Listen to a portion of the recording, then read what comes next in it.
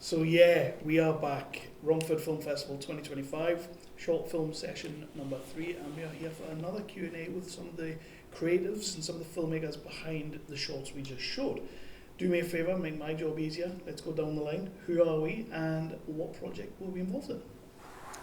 So my name's Cameron. I was involved in The Meet and I played the role of Bernard and was also one of the producers on the film. Hi everyone, I'm Michal. I was a director of Silent Night. So the first question I want to ask is inspirations, and I'm not going to talk about a movie that inspired you this time.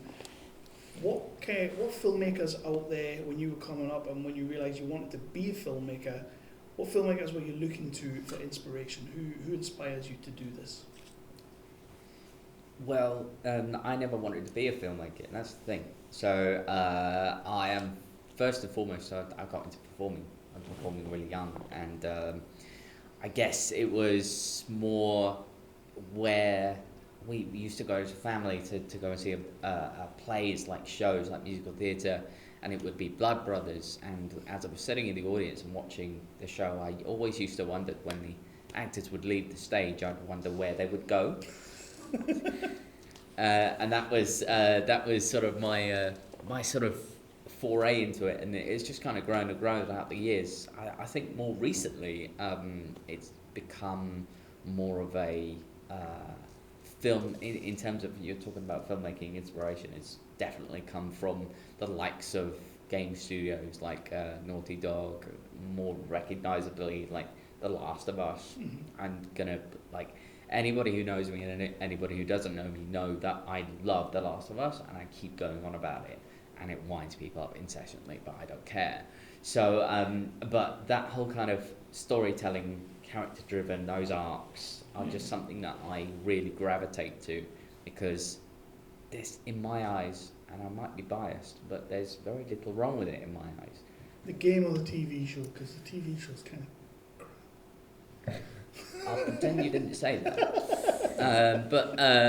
No, I think both of it. I think what they've done with the games is the huge fan base that they're having with the game, and with the show, what they've adapted for the show, they've used that to enhance the game somewhat, and some of it has enhanced it, some of it they've left, and I just think in terms of narrative, so I nowadays I am more kind of thinking in that term of, how does this situation, how can it play out by using this device or using this to instill an emotion of that in an audience member. So that sort of thing, really, in a long-winded way. I think I've been inspired by literally every film I've watched, but amongst my favorite filmmakers, I have to definitely mention Spielberg. It sounds, of course, like classic, right? But I think nowadays, especially nowadays, this approach to classical cinema, as in you tell the story as the old ones, but in a very effective fashion, I think it's very much something that I am looking for, because nowadays, at least for me, there are a lot of films or TV shows that are very fancy shoot, or just looking very like trickery at the times. And I think I value a lot like filmmakers who just set a camera in one position but tell the story in a very effective way. So like not only Spielberg but also Zemeckis, right? Also Cameron, so people who like sound at the first time like, oh, I want to watch art house movies, not like blockbuster directors. But I think there is a hidden value to like people who achieved a lot in terms of box office or in terms of awards, and who are overlooked nowadays because we should be talking more about art house films rather than classical Hollywood. But I think that there is something that we are losing right now in cinema, which is just tell the story concisely, effectively, and that is something that I am inspired with, which is basically to tell the story in a short amount of time, but very coherent way. Yeah. And those are filmmakers that inspired you, but when it comes to these projects in particular, or any projects you've got going forward, what excites you the most about filmmaking? What really gets you out of bed on a project to just go in that day and just complete something excellent? It has to come from the story. I think that first and foremost for me, it comes from the story, because the mind, if it's a good story, the mind will do what it does, Yeah. and kind of automatically just kind of go on a bit of a journey. And I think that the projects that I've done and the stories that I've been involved with have all, it's been that grab. There's been something in the script, there's been a line in the script, or there's been an idea about the story, which has always kind of just gone, yeah, and it's just grabbed me, and I've gone, yeah, let's do that. And yeah, it comes from the script first and foremost for me. Same, I think that the story first, and I think that what inspires me to do something is definitely to answer the question if this story is worth to be told. And in this particular project, I was lucky to be able to work with a writer who is sign language interpreter, and who wrote a story based on her experiences with deaf people.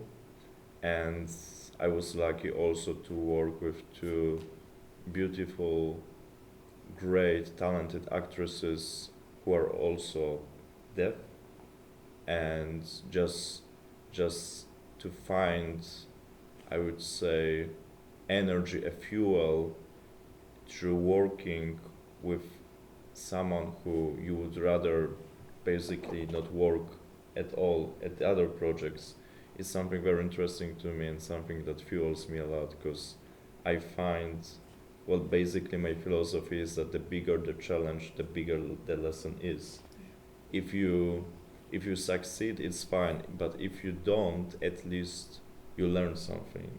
So the story first, like you said, but also the challenge.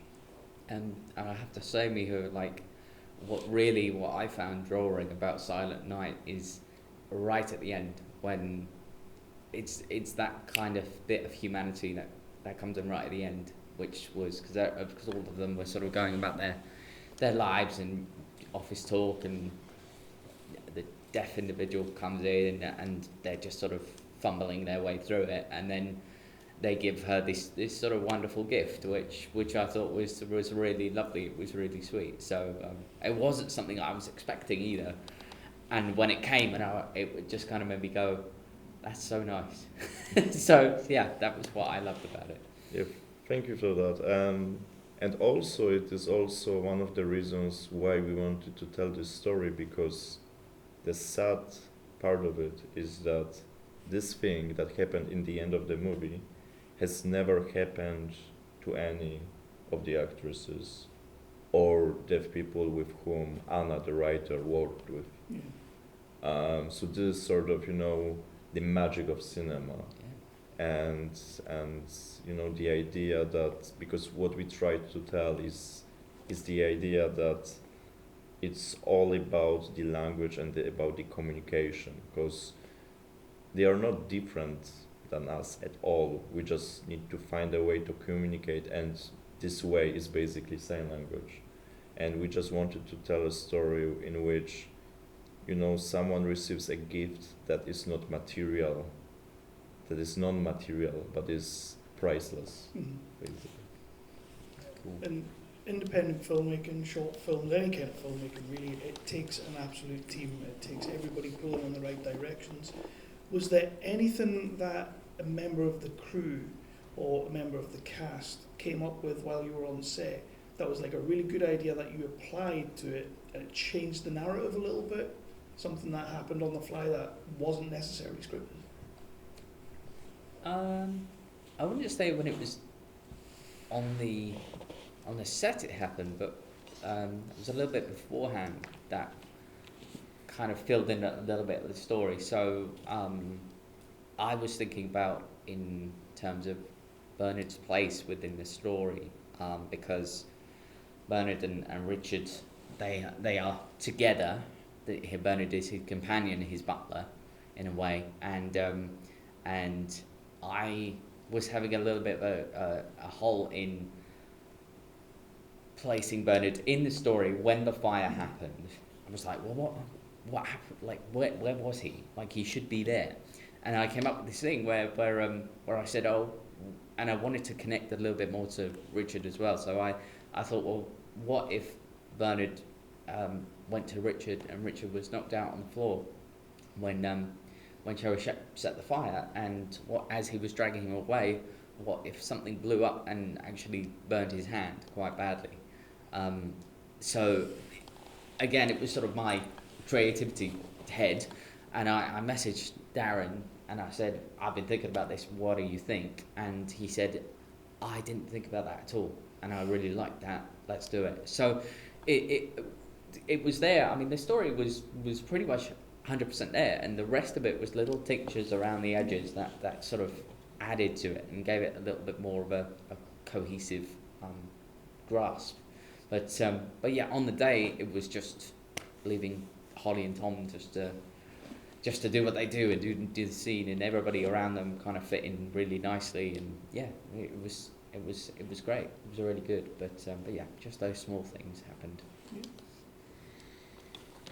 There were small changes, but not in the nature of camera movement or the lighting, but more so through working with sign language interpreters, because basically there were few parts of the script that we found on set a bit too long, basically, and we tried to sort of make it more coherent, more concise. And we spoke with sign language interpreters and also with our actresses through sign language. For example, you remember in the beginning of the film, after the first day in the office, Grace walks down the stairs, and we wanted to show that deaf people also use FaceTime, but which unfortunately you couldn't get because for whatever reason there were Spanish subtitles. There is a line that Grace signs, which is they are very nice but a bit strange. In this scene, instead of setting entire scene with another friend and explaining this, so instead of that, just 5 seconds of sign language, but through a FaceTime, and we tell a lot more in a lot less time. So, do we have any questions from the audience? We don't have any microphones, so you will have to project. Go. Okay. So, if you could cannibalise any actor or director to gain their experience, who would you do and why? I feel like that was done for me. If I could cannibalize anything, that's you were not expecting that. No, and it's not something I've ever thought about. I guess I think for his charm, maybe I would be willing to cannibalize Pedro Pascal. Maybe Steven Spielberg, because of his brain. Maybe I like some of his creative juices would be absorbed that way. See, the problem with that question is you have to eat them. You know that, right? Yeah, metaphorically. You could have just said, if you could have an hour with the director. That's really funny. You were talking metaphorically. I've just described actually eating Steven Spielberg. So that's very funny. But yeah, I my answer stands. Anyone else? Yeah. Yeah. So where's the location for the meet? Because it was lovely. It was great because so many short films. So that you see, it's characters in a white room against the white because of lack of funds, etc. So you end up shooting in people's houses and they've got white walls, not good for cinematography. But the colour, the warmth of the wood and everything is lovely.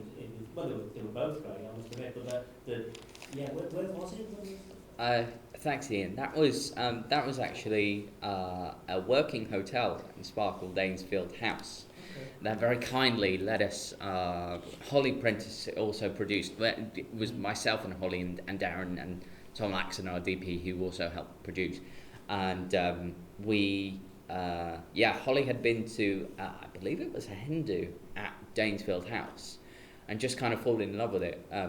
And very kindly asked them whether we can shoot whilst it was a working hotel. So yeah, and they said yes, and they set up. They cleared a room. We told them what we wanted, table and chairs, and they set it up for us in that room as you saw. And we shot from. Well, I think we turned up at about 6 p.m. the night before, and then we left about 5 a.m. the next morning. So it was a night shoot all the way through. But yeah, Danesfield House, you are right. It's lovely. It was a lovely ground, and a working hotel. So we were doing all of that when the guests were having their dinner and people going to bed. And when you're on that sort of environment, the world just kind of disappears, and you are in that space. So it felt jaunty for about 5 minutes, and then it just sort of goes away. But yeah, Danesfield House. Look, right.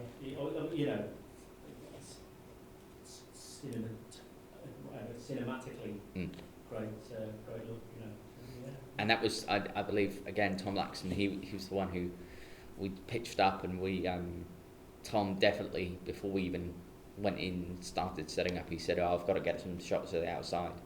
So the trees and all the hotel outside, that was Tom's idea right when he turned up. So yeah, it was a great place to be. It was. This one's for both of you as well. What would you say filmmaking's a learning process the whole way through, no matter how many projects you've made, you're always learning something new.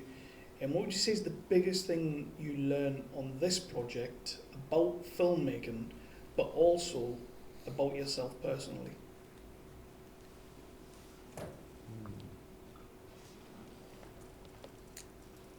About this project specifically, I guess I'd not done, this is kind of personal, I'd not done many night shoots, so I hadn't done one in a while, and thinking about it, I'd probably do things a bit differently.